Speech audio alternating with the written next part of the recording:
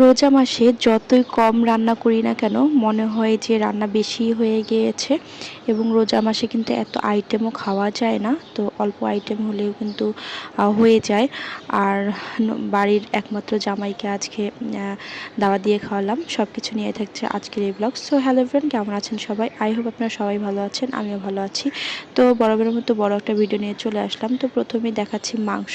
তো এখানে মাংস নিয়ে আসা হয়েছিল, মুরগি নিয়ে আসা হয়েছিল। সুন্দর করে আমি সবগুলা কেটে ধুয়ে পরিষ্কার করে নিয়েছি।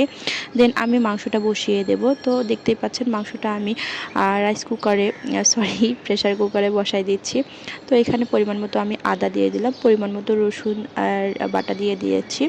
দেন শুকনো মরিচ আর গুঁড়া এবং আমি এখানে হলুদ দিয়েছি এবং লবণ দিয়েছি। আর পেঁয়াজ দিয়ে পরিমাণ মতো তেল দিয়ে আমি সুন্দর করে মাখিয়ে বসাই দেবো। তো গরুর মাংসটা কিন্তু মাখিয়ে বসালে এর স্বাদটা আর কি ভালো লাগে।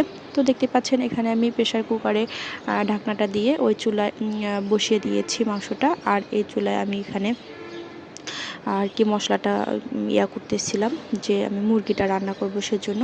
তো দেখতে পাচ্ছেন সব ধরনের মশলা দিয়ে কিন্তু আমি মুরগিটা রান্না করার জন্য রেডি করতেছিলাম মশলাটা।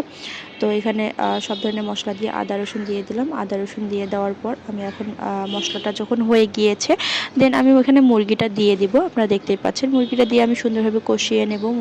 মুরগিটা অনেক ভালো করে কষিয়ে নেব। তো মোটামুটি দেখতেই পাচ্ছেন কষানো কিন্তু শেষের পথে। এখন আমি মুরগিতে ঝোল দিয়ে দেব। তো যাই হোক, প্রথমে যেটা বলছিলাম আর কি, রোজা মাসে কিন্তু ওরকম আইটেম করলে আর কি বেশি খাওয়া যায় না, অল্প আইটেমই যথেষ্ট। আর যতই কম রান্না করেন না কেন মনে হয় কি অনেক বেশি রান্না করেছি। তো রোজা মাসে কিন্তু যখন আমরা ইফতারি করি, ইফতারি করার পর আমাদের রাত্রের যে ভাতটা, সন্ধ্যা রাত্রে ভাতটা, এটা কিন্তু মোটামুটি কিন্তু খাওয়াই পড়ে না। তো আমি তো মাঝে মধ্যে খাই না, প্রায় খাই না। যখন আমি ইফতারি খাই তখন তো আর খাওয়া হয় না। তো এসের জন্য আর কি বলছিলাম যে অল্প রান্না করলেও কেন জানি না থেকে যায়। আমার তো এরকম হয়, আপনাদের কেমন হয় অবশ্যই কিন্তু আপনারা কমেন্ট করে জানাবেন। আমি দেখতে চাই আমার সাথে আপনাদের মিল আছে কিনা।